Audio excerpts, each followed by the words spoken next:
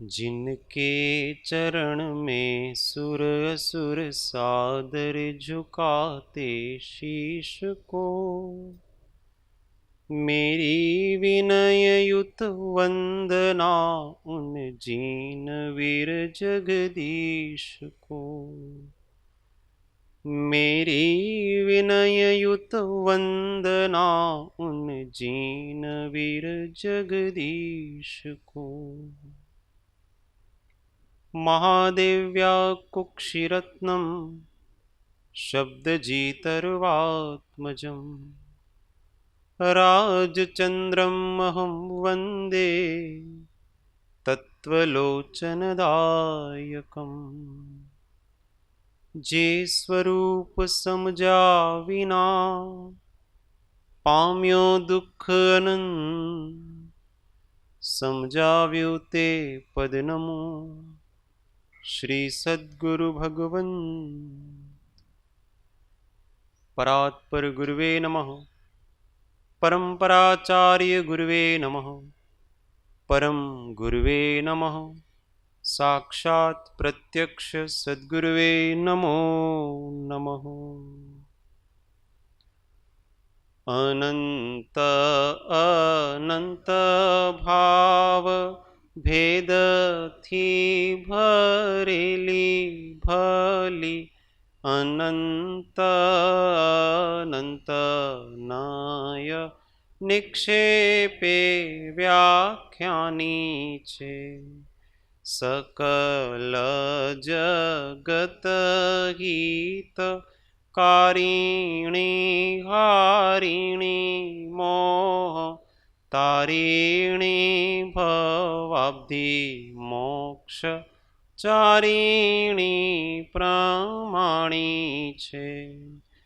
उपमा आप्यानी जेने तमारा खवीते व्यर्थ आपवाथी निज मपाई में मानी छे। अहो राज चंद्र बाळ ख्याल नथी पामताय, जिनेश्वर तणी जाणी तेणे जाणी छे। गुरुराज तणी वाणी जाणी तेणे जाणी छे। ओ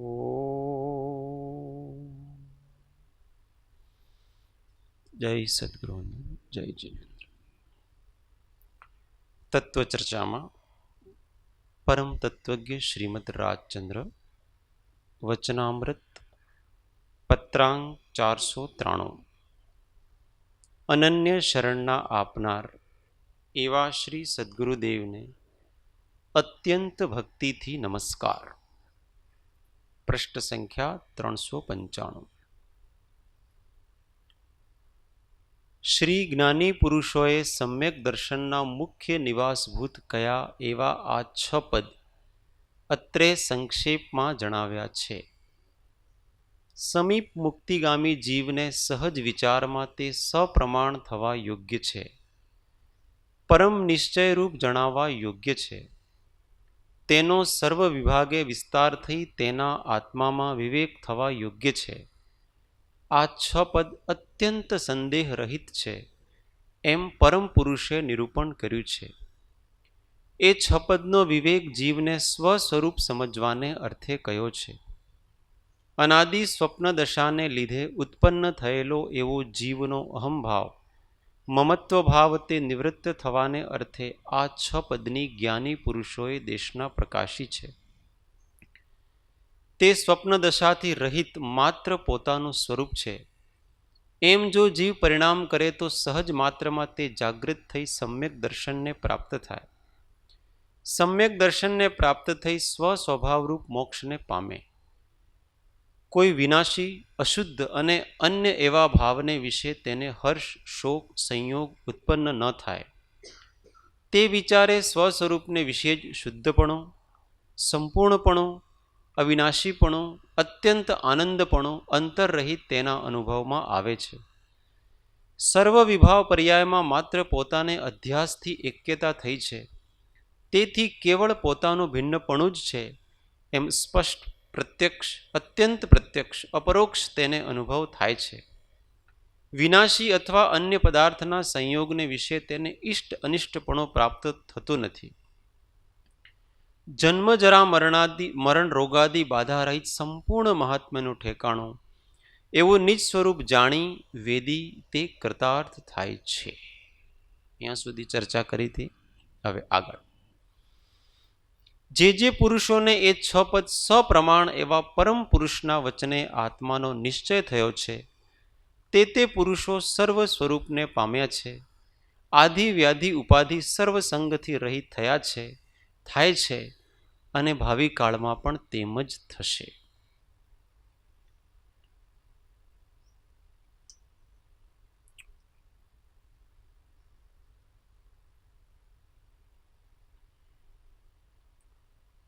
જે પુરુષોને એ છ પદ સપ્રમાણ એવા પરમ પુરુષના વચને આત્માનો નિશ્ચય થયો છે.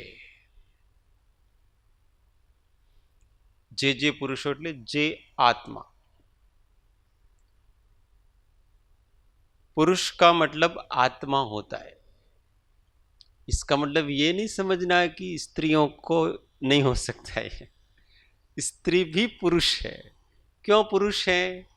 क्योंकि वो आत्मा है. पुरुष का अर्थ होता है पुरुषार्थ. पुरुषार्थ का मतलब होता है पुरुष अर्थ. अर्थ का मतलब प्रयोजन, पुरुष का मतलब आत्मा. आत्मा के अर्थ जो है वो पुरुषार्थ है. बाकी सब क्या है? व्यर्थ का, बेकार का श्रम. बाकी सब बेकार की मेहनत है. जितना जितना हम पुरुष के अर्थ, आत्मा के अर्थ करते हैं, वो ही हमारा वास्तविक पुरुषार्थ है. बाकी तो सभी अपुरुषार्थ है, कायरता है.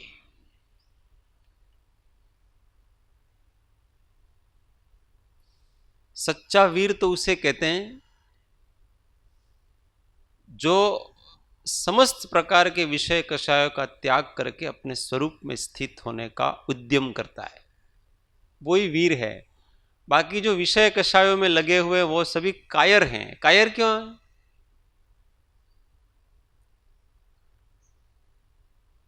क्योंकि वो अडिग नहीं रह सकते हैं.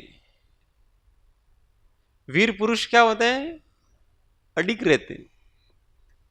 पर वो अडिग नहीं रह सकते हैं. सामने वाला उसको लुभा करके चला जाता है. जो परद्रव्य में लुभाए जाते हैं वो कायर हैं, और जो उनसे किंचित भी प्रभावित नहीं होते हैं वही सच्चे वीर पुरुष हैं. इसलिए तो शास्त्रों में कहा है, કૃપાળ દેવે જ કીધું છે ને, 10 લાખ સુભટોને જીતવા વાળા ઘણા બધા હશે, परंतु मन को जीतने वाला 10 लाख सुबट को जीत ले तो भी वो मन को नहीं जीत सकता है. इसलिए जो मन को जीत सके वो ही वास्तव में वीर है. इसी का नाम यहाँ पुरुषार्थ है. इसी का नाम यहाँ पुरुष है. तो जे पुरुषों ने आ 6 पद सप्रमाण एवा परम पुरुषना वचने आत्मानो निश्चय थयो छे. जिन पुरुषों को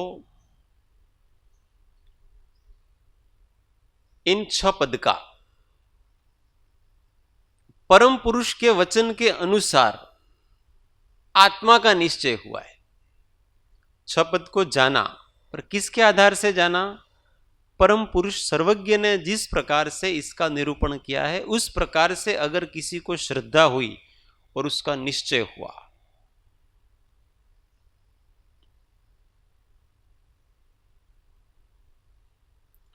पद कौन कौन से पता है? रूम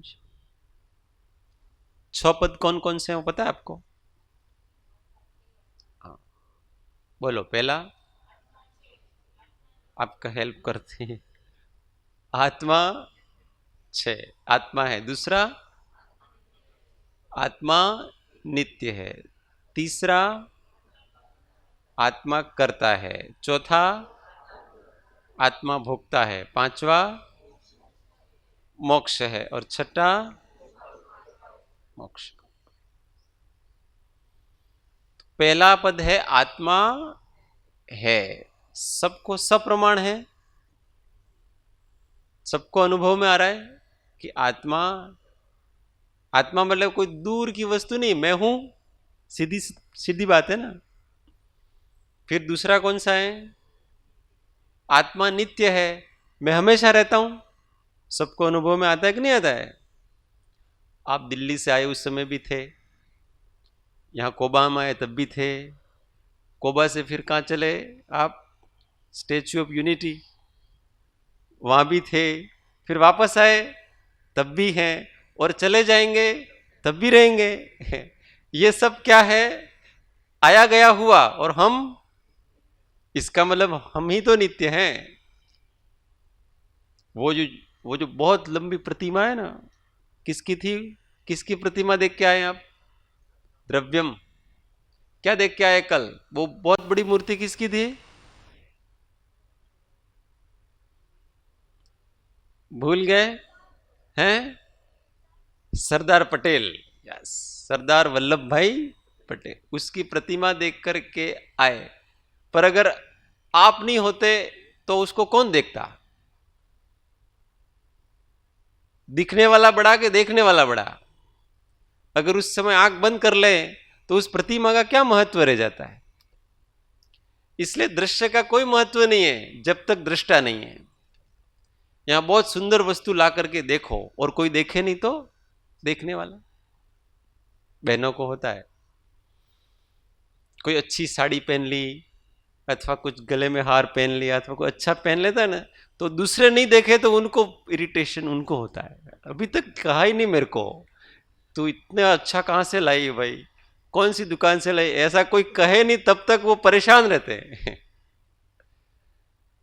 तो ये दिखने वाला बड़ा है कि देखने वाला बड़ा है? आप खरीद के लाए उसका कोई महत्व नहीं है जब तक दूसरा नहीं देखेगा उसको। तो हमेशा रहता है वो मैं हूं, और फिर आत्मा करता है, कुछ न कुछ करते हैं हम। क्या करते हैं? हम भाव करते हैं, इसलिए हम करता है। शुद्ध भाव, अशुद्ध भाव, जो भी। फिर आत्मा भोगता है, जो भाव किया उसके अनुसार हम अपने भावों को परिणाम भोगते हैं। अशुद्ध भाव किए तो आकुलता भोगते हैं, दुख भोगते हैं, और शुद्ध भाव किए तो निराकुलता, आनंद भोगते हैं अपन। फिर मोक्ष है, क्योंकि बंध है इसलिए मोक्ष है। कोई चीज बंधन में है इसका अर्थ जरूर है कि वो मोक्ष उसका प्रतिपक्षी है। वो जन्म है तो मृत्यु है, और मृत्यु है तो उसी प्रकार बंधन है तो मोक्ष है, और मोक्ष है इसी कारण से ये दोनों सापेक्ष है। और फिर बंधन से मुक्ति का उपाय भी है। जिन जिन कारणों से बंधन होता है उनके विपरीत कारणों का सेवन करो तो मुक्ति होती है। जिस रास्ते से आप गए वापस रिटर्न उसी रास्ते से आओ तो वापस आ जाओगे। आता है ना, मोक्ष किसका नाम है? मोक्ष कोई दूर की वस्तु नहीं है। मोक्ष इसका नाम है कि हमारे आत्मा के अंदर से जो निरंतर शुभ अशुभ भाव निकल रहे हैं, जहां से निकल रहे हैं आप उसी के अंदर उसको संभालो तो वो मोक्ष है। हम क्या करते हैं? उसको बाहर जाने देते हैं। बाहर गया तो वो अनर्थ करेगा। बच्चे को, तूफानी बच्चा होता है उसको कभी बाहर मत जाने दो, परेशान करेगा वो दूसरों को। ऐसे हमारे विकल्प विचार है, हम उसको बाहर जाने देते हैं। बाहर जाने देते वही बंद है। वो कर्म को साथ लेकर के आएगा, अर्थात झगड़ा करके आएगा किसी से बच्चा। वो झगड़ा करके आएगा तो परेशानी होगी, मम्मी पापा को ही तो होगी परेशानी, और किसको होगी? तो विकल्प विचार, वो तो नादान बच्चे हैं, उनको हम खुला छोड़ते हैं। खुला छोड़ते हैं उसके लिए, उससे वो झगड़ा करके आते हैं, फिर अपने को बंधन में डालते हैं। उनको क्या करना? घर से बाहर नहीं निकलने देना। जहां वो पैदा हुआ है वहीं पर उसका उपशमन कर दो। ये मोक्ष, ये ही मोक्ष का उपाय। इन शॉर्ट मोक्ष का उपाय कि पूर्व में हमने विकल्प किए थे, राग द्वेष कषाय आदि किए थे, उसके कारण से उसके संस्कार आत्मा पर लग गए और वो अपना समय पाकर के उदय आते हैं, वापस वही कि वो भाव होते हैं। पूर्व में हमने किसी को क्रोध किया था, अब वो सत्ता में संस्कार बन करके पड़ा है, अब उसका उदय काल पूरा हुआ तो वो कर्म है वो क्रोध बन के ऊपर आ रहा है आपके। अब वो वापस क्रोध करेगा तो फिर वापस वैसा कर्म बंधेगा, ये चक्कर चलता रहता है। अगर इससे मुक्त होना है तो क्या है कि पूर्व में जो जो गलतियां कर ली सो कर ली, कोई बात नहीं। अब वो गलती वो भाव वापस उदय में आता है, हमारा अपराध, तो अब फिर से वो अपराध नहीं करें, उसको शांत भाव से अपने अंदर ही संभालें। ऐसा हम करते जाएंगे तो धीरे धीरे जो हमारा वो पूर्व का स्टॉक है ना वो खाली होता जाएगा और नया बंधता नहीं है। क्योंकि हम नया भाव विकार करे तो बंधे ना, नया विकार करते नहीं है और पूर्व का वो उदय में आ रहा है और फिर वो जा रहा है। ऐसा करते करते पूर्व का बैंक बैलेंस समाप्त हो जाएगा, नया आप कुछ भी जोड़ नहीं रहो, इसलिए क्या होता है सारा बैलेंस खत्म। सारा बैलेंस खत्म तो क्या हो जाएगा, अपना मोक्ष हो जाएगा। ये मोक्ष का सरलतम उपाय। बहुत सारा शास्त्र की चीजें नहीं है ना, तो अपने इमोशंस अपने भावों को कंट्रोल में रखो, इतना सा मोक्ष। और कंट्रोल में रखने के लिए हमको तो कुछ नहीं करना है, हमको तो केवल शांत भाव से उनको देखते रहना है, वो सब अपने आप होता जाएगा। हमें क्या करना, हम उसमें जुड़ते हैं इसलिए वो हो ज्यादा, जिसको हम भाव देते हैं ना रेस्पॉन्स, तभी वो ज्यादा होते हैं। ये बच्चा है यहां पर स्वाध्याय हॉल में शैतानी कर रहा है बहुत अधिक, तो बच्चे का स्वभाव होता है जब वो शैतानी करता है तो उसकी शैतानी कोई देखता है और देख करके उसको चुप रखने का प्रयत्न करता है कि तू बैठ जा, अभी तुझे शैतानी नहीं करनी है, देखो ये सब लोग हैं, इनको डिस्टर्ब होता है। अब जैसे जैसे हम उसको ऐसा करेंगे वैसे वैसे वो ज्यादा करता है क्योंकि उसको लगता है कि मुझे कोई देख रहा है, मतलब मेरा कोई महत्व है यहां। उस बच्चे को अपना महत्व लगता है, जैसे महत्व लगता है और मैं चुपचाप बैठूंगा तो मुझे कोई पूछेगा ही नहीं, इसलिए हम उसको महात्म्य देते वो ज्यादा करता है। उसी प्रकार से हम अपने विकारों को, अपने विकल्पों को जब महात्म्य देते हैं तो ज्यादा उछल उछल करके आएंगे, और जब हम उसको महत्व ही नहीं देंगे, आना हो तो आओ, जाना हो तो जाओ, मैं शांत साक्षी स्वभावी चैतन्य आत्मा, मेरा काम शांत रहना है, मैं मेरा काम करूं बस, बाकी का काम वो करे, उसको जो करना हो। इस रीति से कर्मों को क्षय करते हैं ज्ञानी। इसलिए जब वो ज्ञानी होता है, उस ज्ञानी होने से लगा करके संपूर्ण मोक्ष हो तब तक वो मजे में ही रहता है, चाहे कितने भी कर्म के उदय आ गए उसको कोई फर्क पड़ता नहीं। कोई निंदा करो कि प्रशंसा करो कि मान मिले कि अपमान मिले, कि कोई वस्तु मिले कि कोई वस्तु नहीं मिले, आज भोजन मिला कि नहीं मिला, अपनी पसंद का मिला कि नहीं मिला, कहीं जाना था तैयार करके बैग पैक करके बैठे थे, फिर गाड़ी वाला आया ही नहीं तो नहीं जाने मिलेगा तो भी ठीक, जाने मिला तो भी ठीक, और वहां जाकर के वो स्टेचू पूरा देखने नहीं मिला, अंदर जाने नहीं मिला तो भी ठीक। इन लोगों को ऐसे हुआ एंट्री बंद हो गई कि भाई अब अंदर कोई नहीं जा सकता, बार बार से देखो तो भी ठीक, क्या दिक्कत है। प्रॉब्लम वहां आती है कि जहां हमने अपेक्षा बांध रखी है, हम इतनी मेहनत करके आए, आप लोगों को समझना चाहिए थोड़ा, इतना दूर से आए, देखो छोटे छोटे बच्चे हैं, तो हमको थोड़ी छूट दो आप, और फिर कहे नहीं भाई किसी को छूट छाट नहीं मिलेगी, तो फिर ये कैसे निर्दयी क्रूर लोग, थोड़ी सी भी मानवता भी नहीं है। देखो तो सही हमने कितनी मेहनत करी है। ये सब अपेक्षाएं बांध लेंगे तो हमको उनके प्रति क्या होगा, क्रोध आएगा, द्वेष आएगा, पर ठीक है, प्राप्त ही पर्याप्त है। ये क्या है? ये संतोष कहलाता है। प्राप्त ही पर्याप्त, जितना दिखा उतना ही ठीक है, नहीं दिखे तो भी ठीक है। हमको तो एक भाव आया, हम रह नहीं सके इसलिए हम गए, और फिर ठीक है वहां जितना। ऐसे जीव हमेशा शांति में रहते हैं, पर जिन्होंने अपेक्षाएं बांध रखी हैं वो कभी शांत होंगे ही नहीं। झगड़ा करके अपन वो कर भी लें तो क्या मिल जाएगा? क्या कर लेते बताओ? और कुछ कर लेते अपन? कुछ नहीं, उल्टा अपने अहंकार का पोषण करके।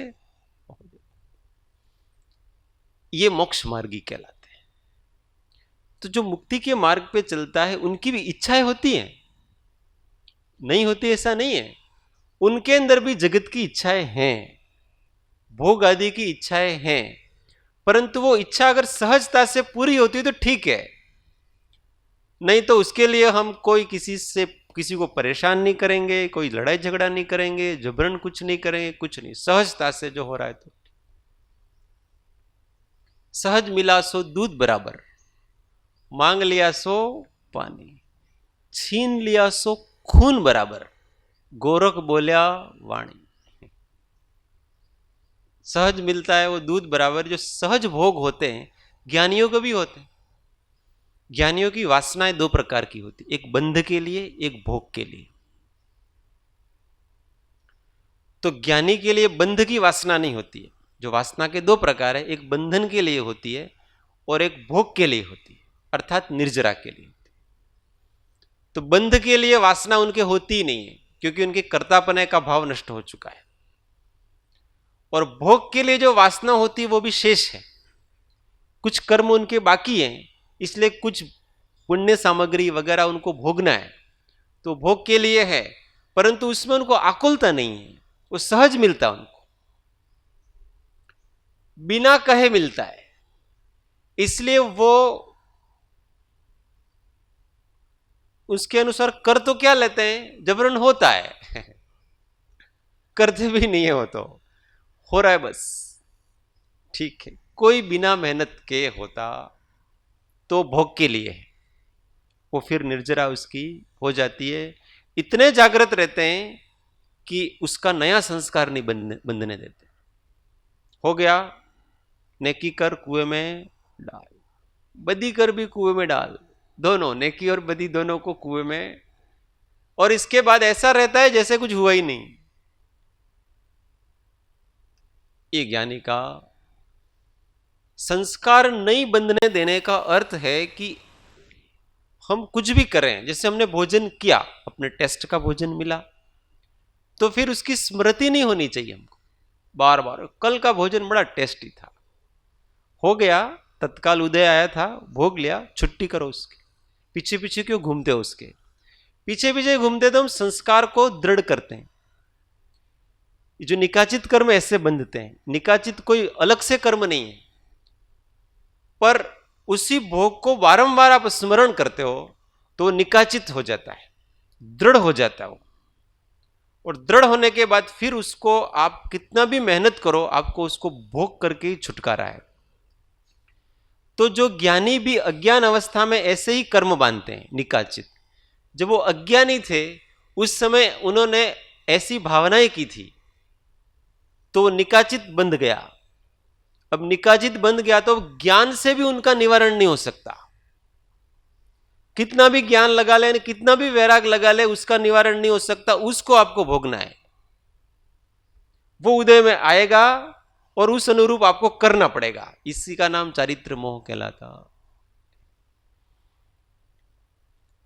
इसलिए सावधान, राजी, कोई भी विषय भोग करके राजी मत हो।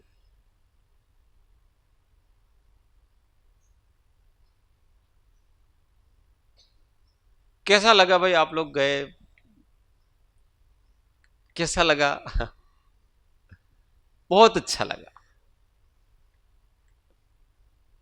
बाहर से कहने की, व्यवहार की भाषा,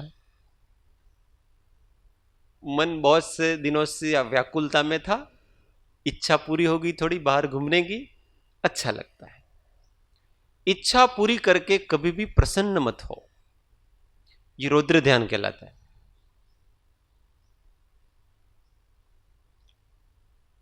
क्योंकि इच्छा पूरी करके मतलब आपने पाप करके आप प्रसन्न हो रहे हो। पाप करके प्रसन्न होने का अर्थ है रुद्र ध्यान, नरक गति का आश्रय करा, ऐसा। इसलिए कैसा लगा, अच्छा था, बस, ताकि सामने वाले को अच्छा लगे। सामने वाले के लिए हम अच्छा था ऐसा कह रहे हैं, बाकी हमको तो ना अच्छा लगा ना बुरा लगा, वो तो है बस। जैसे हम हैं वैसे वो पुद्गल है, इतना सही है बस, और कुछ नहीं।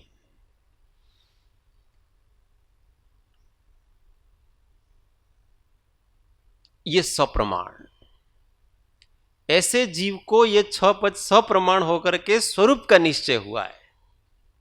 उनको स्वरूप का निश्चय ऐसे होता है। तो जिसको स्वरूप का निश्चय हुआ उसको क्या होता है, आत्मानो निश्चय, एवं परम पुरुषना वचने आत्मानो निश्चय थयो छे। कि हर समय में जो एक रहता है केवल साक्षी रूप, वो मैं हूं, ऐसा उसको निश्चय हो गया है। इसलिए कोई भी पदार्थ उसको प्रभावित नहीं कर पाता है, आत्मा में बहुत गहन संस्कार नहीं डाल पाता है वो। देखा छुट्टी, सुना छुट्टी, स्पर्श किया छुट्टी, सूंघ लिया गंध आ गई छुट्टी, बस छुट्टी।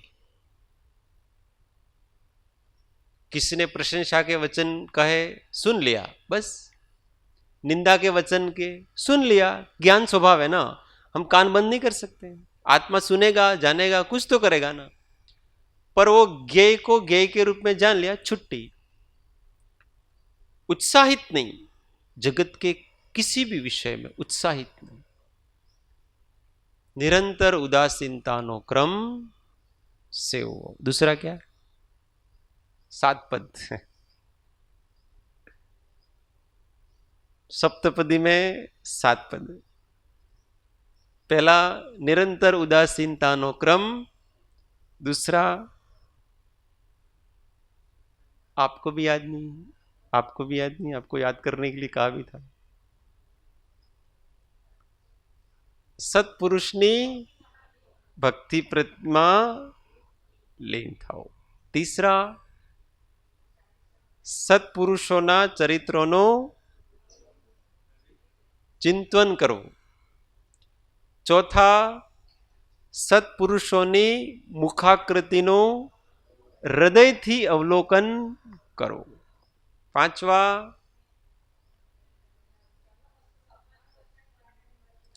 તેમની મન વચન કાયાની પ્રત્યેક ચેષ્ટાના અદ્ભુત રહસ્યોનું ફરી ફરી નિધિધ્યાસન કરવું।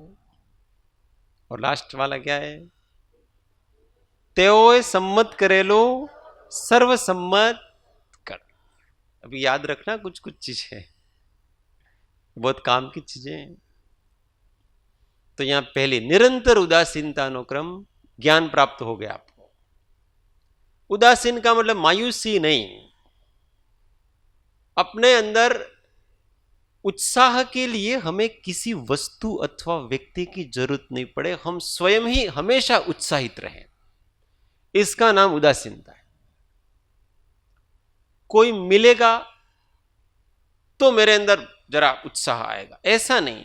हमारा आत्मा है वो वीर्य गुण है, उसका वीर्य उसका स्वभाव है, और वीर्य का मतलब है उत्साह। तो हम हमेशा शांत प्रसन्न उत्साहित ही रहते हैं, किसी को देख करके नहीं, किसी को पा करके नहीं, किसी के निमित्त से नहीं, स्वभावी उत्साह। इसलिए महात्माओं के आंखों में चमक होती है, मायूसी नहीं होती, उनके अंदर प्रेम भरा होता है, चमक होती है, एक प्रकार का उत्साह होता है। मुर्दा भी जाग जाता है देख करके, कोई आंखों में देख लेना तो मायूस व्यक्ति जीवित हो जाता है। जीवित हो जाता मतलब मरा हुआ का मतलब जो जीवन से निराश हो चुका है। ऐसा व्यक्ति ज्ञानी की आंखों में आंखें डाले तो उसकी निराशा गायब हो जाती है, क्योंकि निराशा व्यर्थ थी। उत्साह कहां से आ रहा है? वो आत्मा के आश्रय से। क्यों दुखी हो रहे? दुख जब स्वभाव ही नहीं है तो काहे को दुखी होना? दुखी इसलिए हो रहे हैं कि हम अपने को भूल रहे हैं।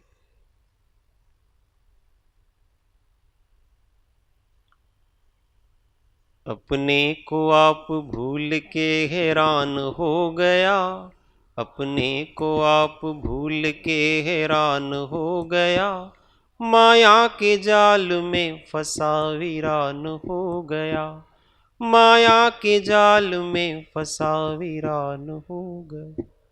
जड़ देह को अपना स्वरूप मान मन लिया, जड़ देह को अपना स्वरूप मान मन लिया, दिन रात खान पान काम काज दिल दिया, दिन रात खान पान काम काज दिल दिया, पानी में मिल के दूध एक जान हो गया, पानी में मिल के दूध एक जान हो गया, माया के जाल में फंसा वीरान हो गया, माया के जाल में फंसा वीरान हो गया।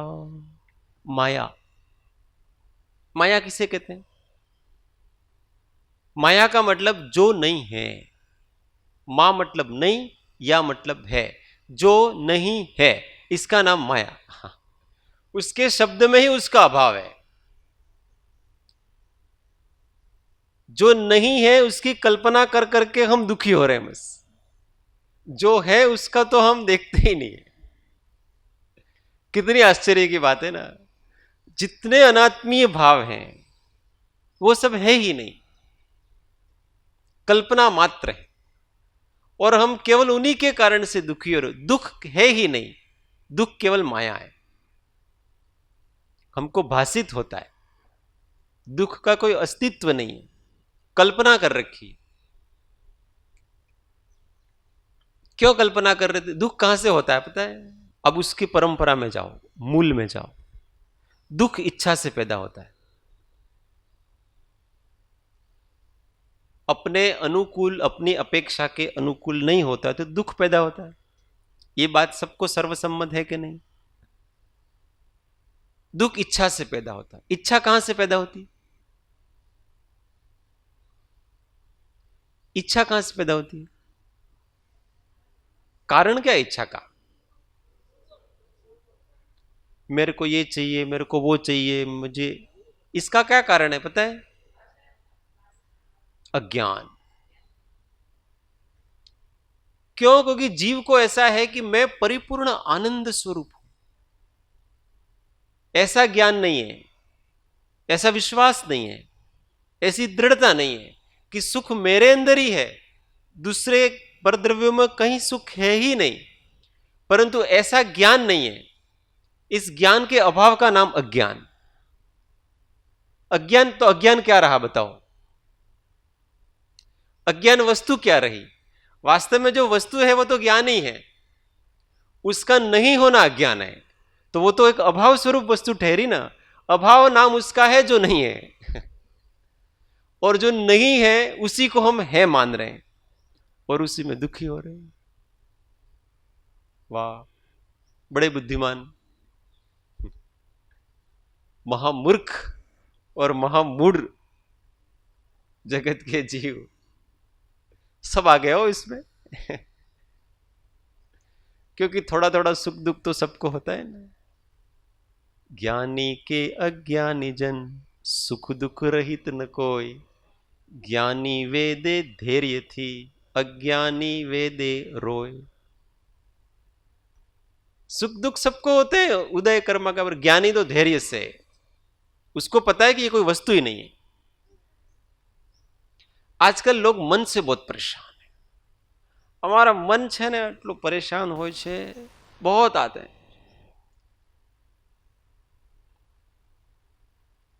2 दिन पहले 5 वकील आए,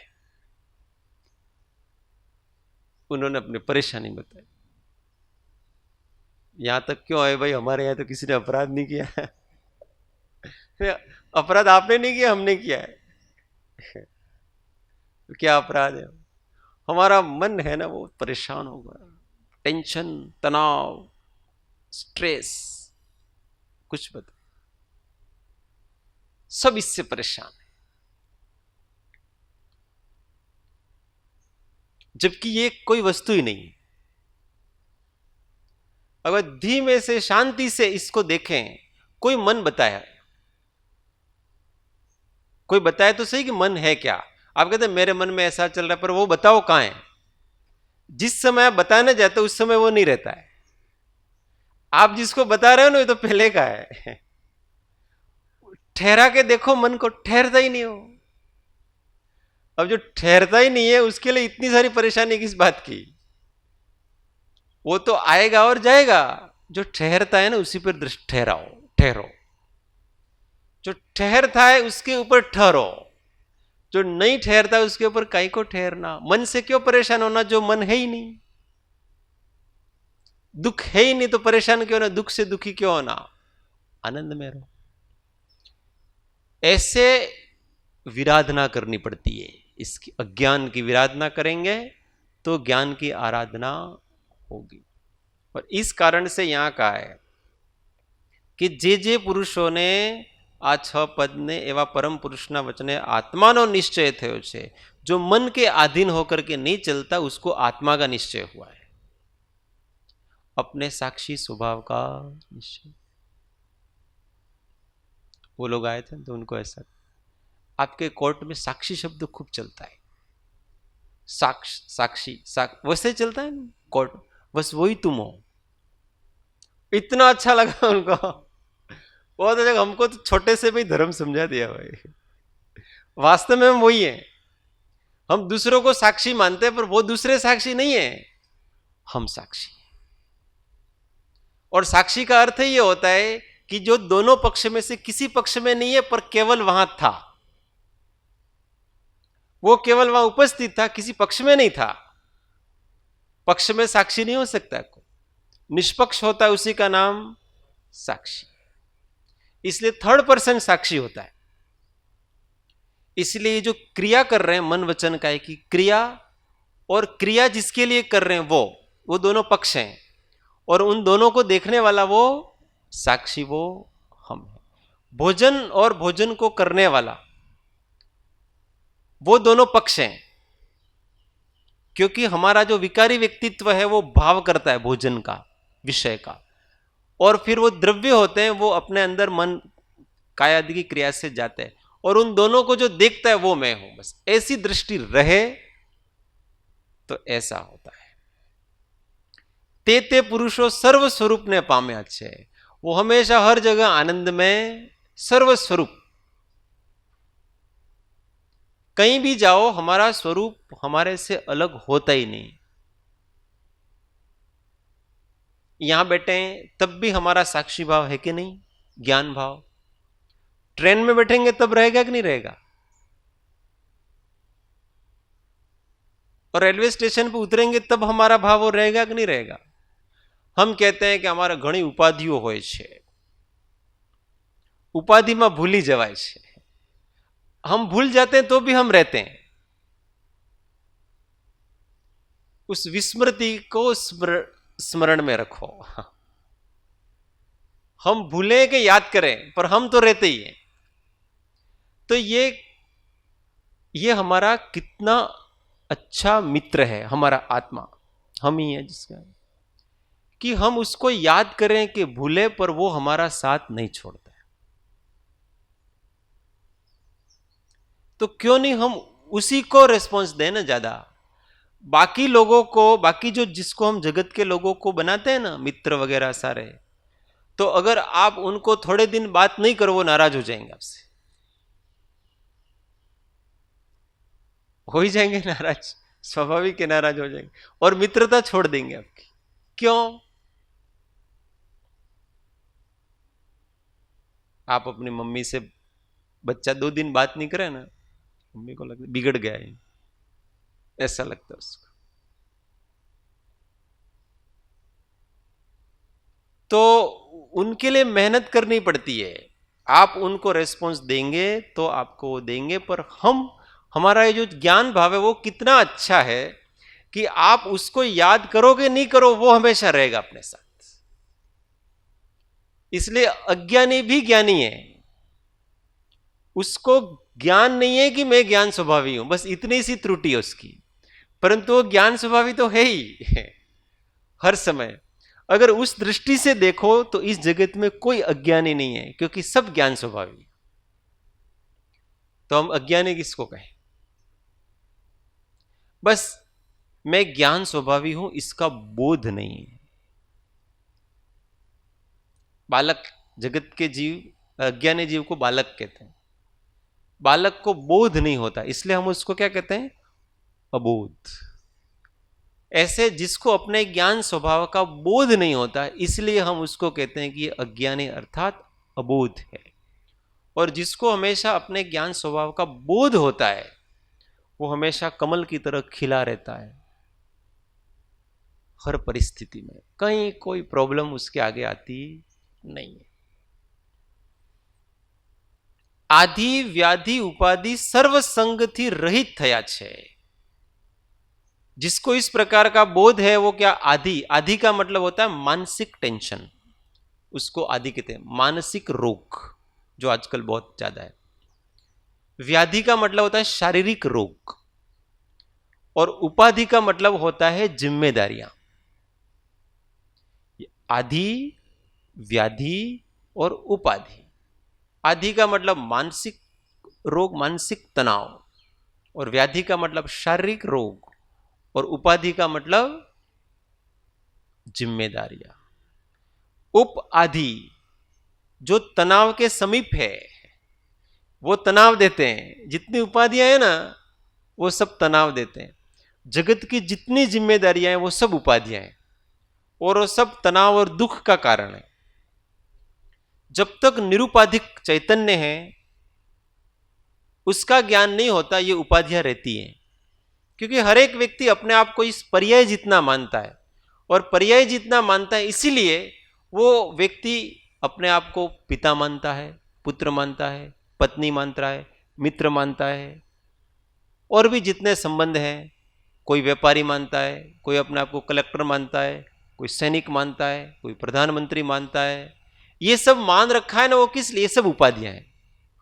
कोई अपने आप को अध्यक्ष मानता है, कोई अपने आप को जनता सेवक मानता है। मानता कुछ न कुछ है। क्या मान रहा है वो? जो नहीं है। जो नहीं है वो हम मान रहे हैं, वो उपाधि है हमारे। अब वो मानते हैं तो उसकी जिम्मेदारी का एहसास भी होता है। ख्याल रखना पड़ता है ना सबको। परिवार में परिवार के मुखिया तो बन गए, परंतु अब परिवार में 8-10 जने हैं वगैरह, तो सबका ध्यान तो रखना ही पड़ेगा, स्वाभाविक है। क्यों? क्योंकि आप अपने आप को मुखिया मानते हो, उस जिम्मेदारी का आपको एहसास है। एहसास है इसलिए सबकी जिम्मेदारी आप लेते हैं। थोड़े दिन के लिए वो घर वालों से दूर हो जाओ, कितना अच्छा लगता है। अच्छा लगता ही है। क्यों? क्योंकि वो टेंशन गई। भाई हम तीर्थ यात्रा करने जा रहे हैं, ये घर वालों को थोड़ा संभालना। वो 10 दिन उसके लिए बहुत अच्छे होते। क्यों? टेंशन नहीं किसी प्रकार की। क्या कर रहा है इनके? 10 दिन के लिए हमने इनका त्याग कर, इसलिए तो त्याग का मार्ग है। त्याग मार्ग ये क्या है? उपाधि को का संकल्प नष्ट कर देना, इसका नाम त्याग है। ये मेरा है, ये त्याग हो गया। कोई साधु बनता है तो सबके माता पिता होते हैं, मनुष्य होते हैं, अथवा कोई ग्रह त्याग करता है, कोई भी, तो उनके माता पिता वगैरह वो बाद में भी उनको मिलने जाते ही हैं। ऐसा थोड़ी कि नहीं जाते हैं, दर्शन करने जाएंगे, सब करने जाएंगे, पर बाद में उनको वो अपने माता पिता लगते नहीं है। क्योंकि उसने जो संकल्प कर रखा था कि ये मेरी माँ है, ये मेरे पिता हैं, ये मेरे घर वाले, उस संकल्प का त्याग कर दिया। वो तो वहीं के वहीं है, वैसा ही स्नेह करते हैं, वैसा ही ध्यान रखते हैं, परंतु वो जो संकल्प था वो उपाधि थी, उस उपाधि का त्याग हो गया। अब आप रहो तो भी ठीक है, नहीं रहो तो भी ठीक है, आओ तो भी ठीक है, नहीं आओ तो भी ठीक है। अब घर में कोई बीमार पड़ता है तो यहां वो बीमार नहीं पड़ता है। पहले तो ऐसा था, घर में कोई मम्मी पापा को बुखार आ गया, कुछ भी आया था तो इसको भी आ जाता थोड़ा बहुत, अथवा थोड़ी टेंशन तो हो ही जाती थी। अब नहीं होती है, क्योंकि अब रहे ही नहीं वो। इसका नाम त्याग है।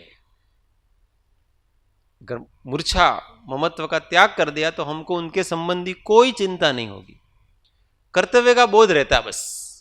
और वो भी जब तक माना हुआ वो सामने वाले के लिए है, वो भी हमारे लिए तो नहीं। इसलिए घर गृहस्थी में रह करके भी हम इन मूर्छाओं का, संकल्पों का अगर त्याग कर दें तो केवल एक कर्तव्य बोध रहता। कर्तव्य बोध में कभी चिंता नहीं होती, आदि व्याधि उपाधि कुछ होता, वहां केवल कर्तव्य निभाना है। क्यों?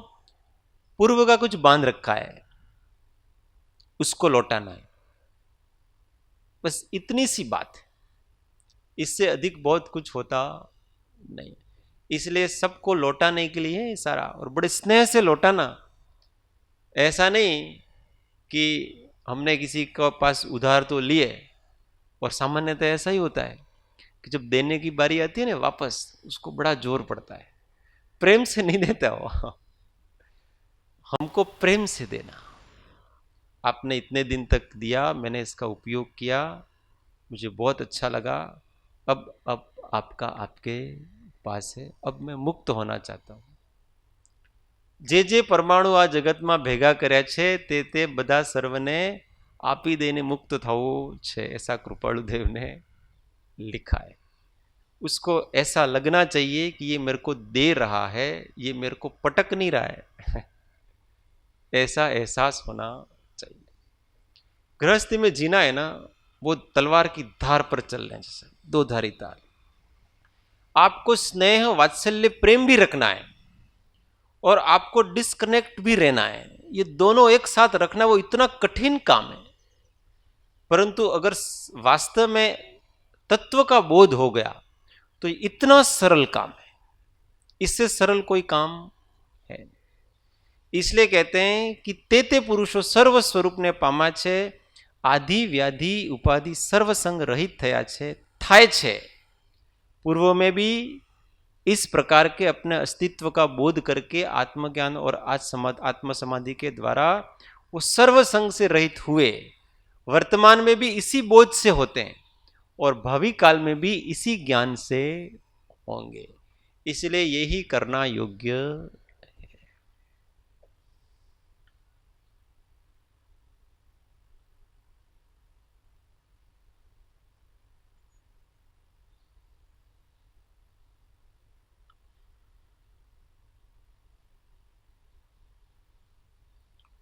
बहुत गंभीर होकर के अपने स्वरूप का चिंतन मंथन निधिध्यासन निरंतर करते रहना चाहिए।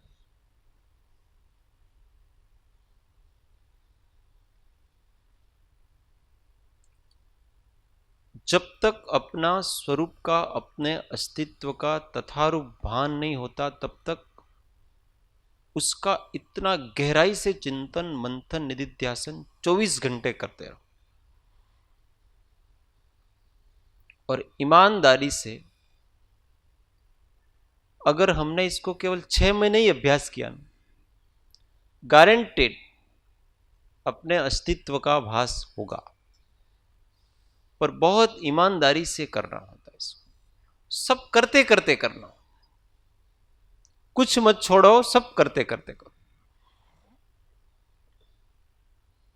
और छोड़ सके तो बहुत अच्छी बात है।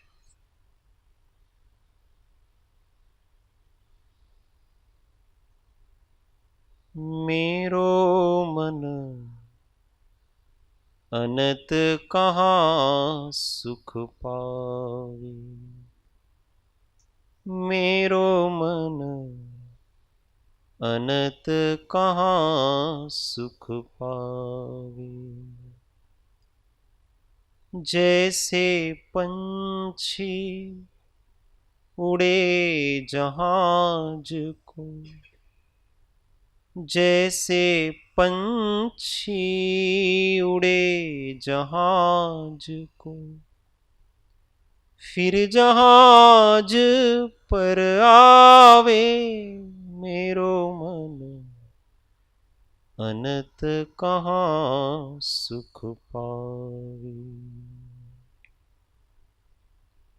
जीर्ण मधुकर अम्बुज रस चाख्यो,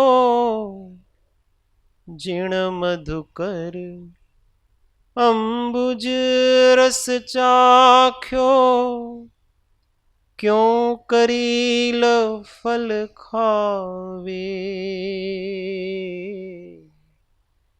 जीर्ण मधुकर अम्बुज रस चाख्यो, क्यों करील फल खावे।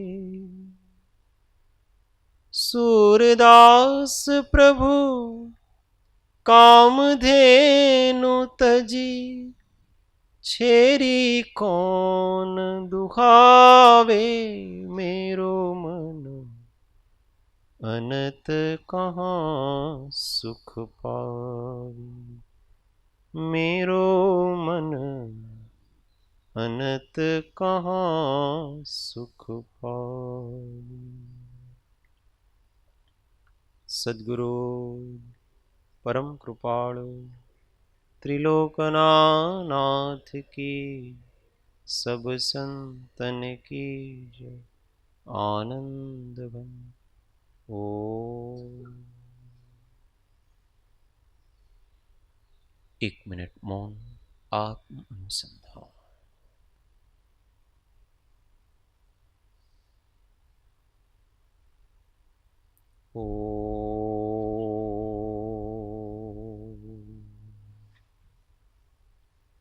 सूत्र सौ साथे।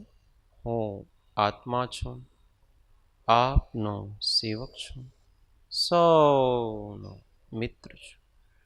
હું આત્મા છું, આપનો સેવક છું, સૌનો। હું આત્મા છું, આપનો સેવક છું, સૌનો મિત્ર છું। ઓમ શાંતિ शांति शांति। जय जिनेन्द्र।